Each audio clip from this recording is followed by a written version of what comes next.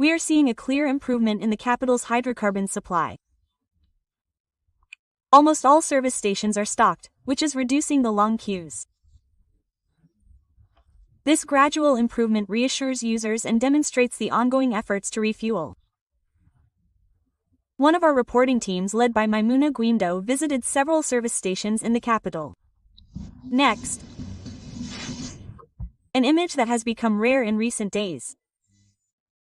This long shot shows fewer people in front of service stations. A scene we had not seen before for weeks. Today, on several roads, the lines are gradually disappearing, a sign that calm is beginning to return. Testimony from citizens who came to refuel at this station in the Fleuve district on Modabida Avenue.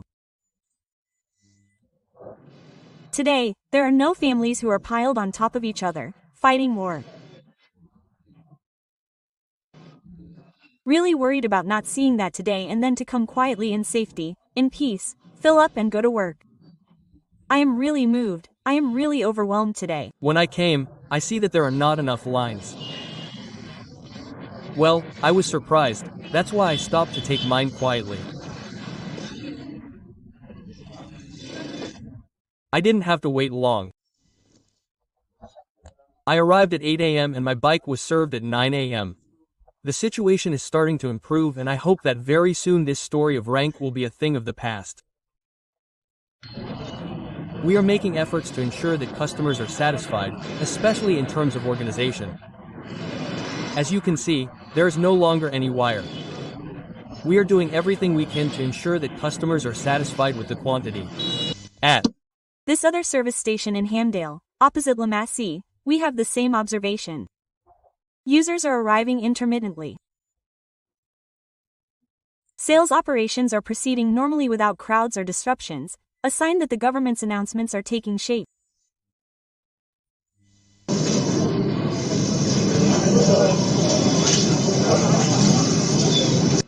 When we arrived this morning, it was on the wire.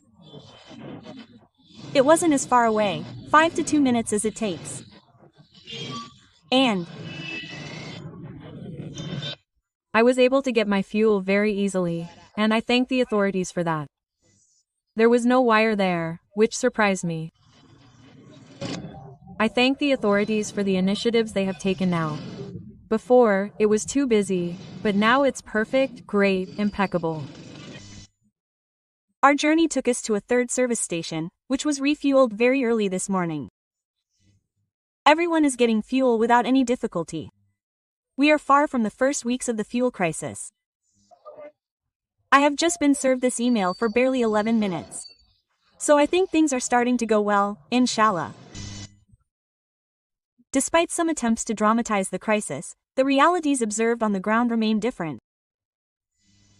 People who are in the country do not know anything about the reality of that country. They say to themselves that the Malians on the blog are saying, which Bamako are they leaving from? Which Mali is he talking about?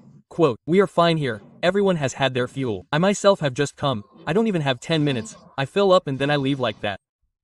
Western journalists need to come to the field to see what is happening before spreading false information. The situation is clear, the tensions are easing and the situation seems to be gradually returning to normal. The authorities specify that refueling operations are continuing in order to ensure the continuous availability of fuel throughout the country.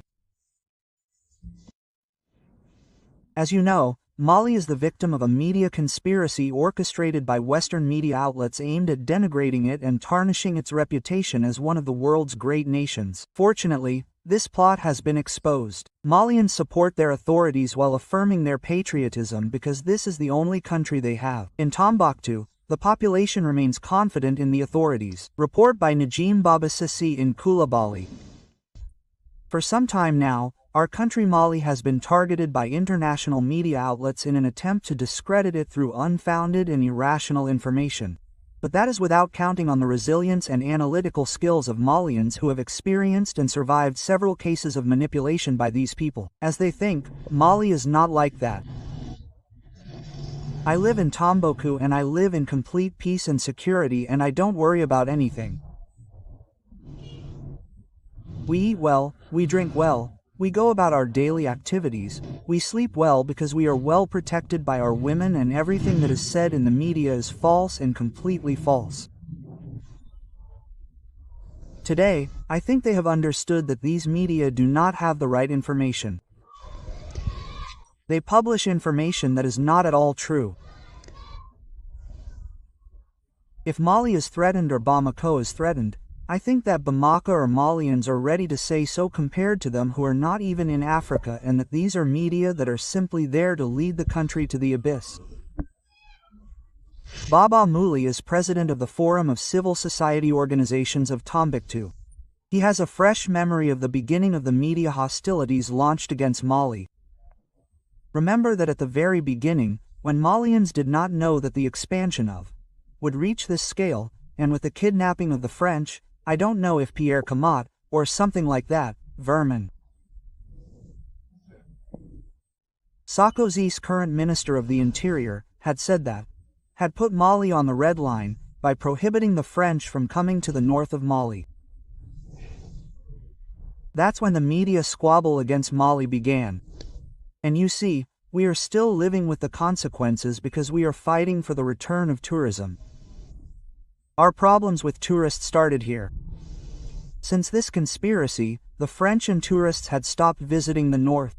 By dint of suffering, Malians have today learned the real lessons from those of which they have long been victims in each of the crises the country has experienced. I am sure that today 100% of those people who left that day, that moment in April 2012, 100% of those who left today, if there is this conspiracy like that, will never leave because they regret why they left.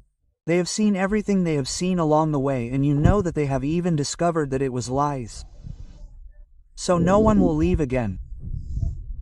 This conspiracy will not succeed because the Malians have understood. We support our authorities, and we know that they are working hard to face all the difficulties that for me are only temporary difficulties. And these problems are everywhere in the world. There are difficulties everywhere. But with goodwill, I believe that we will succeed. Mali, the Malians must pull together, must tighten their belts. They must tell themselves that wherever we go, there is only one Mali. So we must do everything we can to prevent these people from coming back in another form. We must not listen to them, as Malians are promoting their patriotism and love for their country. And I truly believe that we will get through this period, because we are no longer alone like we were in 2012. Today, we are 3 countries. We are one space, one people, one destiny. I believe that we will get through this period. The resilience and patriotism of Malians are on the rise, and nothing will stop them.